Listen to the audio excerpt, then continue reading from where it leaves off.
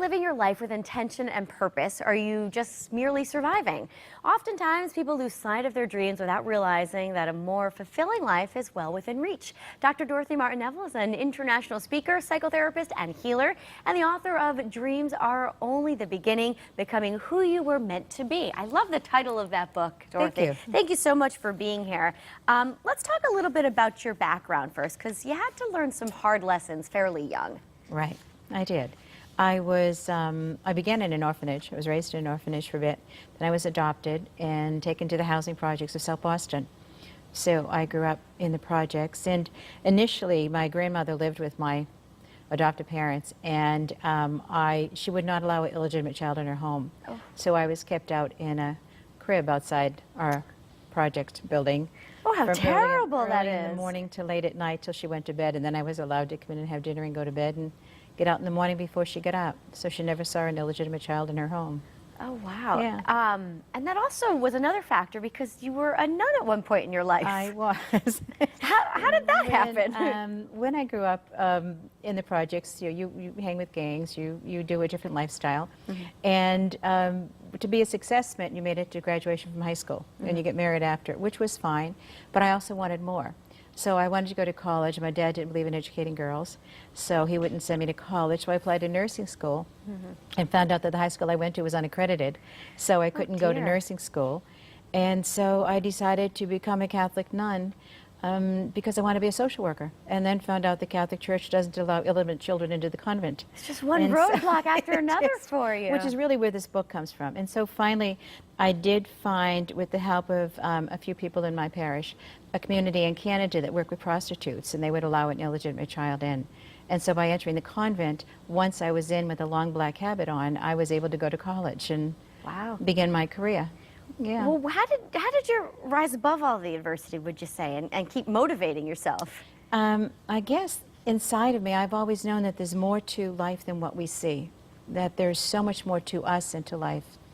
And so I just kept going for it. You did. Let's talk a little bit about dreaming, because that is a topic in your book, and a lot of kids know how to dream, but at what point do you start losing those? They don't become a reality. I believe that in working with kids, you see that once they've had a few things they've tried and it doesn't work, they begin to think it happens to other people. You know, if parents don't teach children to focus, if this is what you want, really work at it, practice, get better at it, and then you'll be good. The child just scatters their energy, tries something, and they don't get in because other kids are more focused. Mm-hmm. And they give up. They give up hope, and they give up dreaming, and they start surviving. All right, so before you really can go after it and get those dreams, achieve those dreams, you say there's a few things you have to do. And the first one is you have to have permission to dream. What do you mean by that? So many of us have been taught, especially now, not to dream. The economy is being what it is, our political situation being what it is. So many folks have been taught to play it safe. Just play it safe, get a job, stay where you are. Don't reach too high because you could lose everything and then you'd end up with nothing. Yeah. So playing it safe is a strong message, especially now in this economy. Sure. All right, you say it's important to live outside the box, to live your real life, not the life you were supposed to live. I guess it goes along with that same theme. It does. I mean, for somebody like myself, I was supposed to graduate from high school, get married, stay in the projects, and have 20 children. Because back in those days, that's what good Irish Catholics did in South Boston. I see. And that's what I was supposed to do. But it had nothing to do with who I was. Mm-hmm. And I think it's important that we take a look at who are you really versus what are the expectations others have placed on you. Mm-hmm. All right, 5 steps to reclaiming dreams. Yeah. That's what we'll talk about now. The first one is eliminate the energy drains. Correct. What are the energy drains? When you have a dream and you share it with somebody, inevitably somebody knows somebody who tried it and it didn't work. So right away they tell you it's going to fail. Mm-hmm. Don't try it, it doesn't happen. Most people go for it and it doesn't work out. Play it safe. And eventually you don't need other people telling you it's impossible, it's too much, it's too expensive. You start telling yourself, I'm not capable, I'm not qualified, I can't do that, right? Surround yourself with motivating people. Positive people, and really look at what messages you give yourself that defeat you before you start. Okay. Number 2 is focus on what's important. What is important? Because if you don't have clarity on what's important, you get lost. Again, you lose your focus. If you want to be a speaker, What do you want to speak about? Do you want to do TV? Did you want to do sports? Do you want to do interviews? What do you want to do? Be clear about what it is you want to do, because once you have that clarity, everything else that comes along the way just supports you in going straight to where it is you want to go.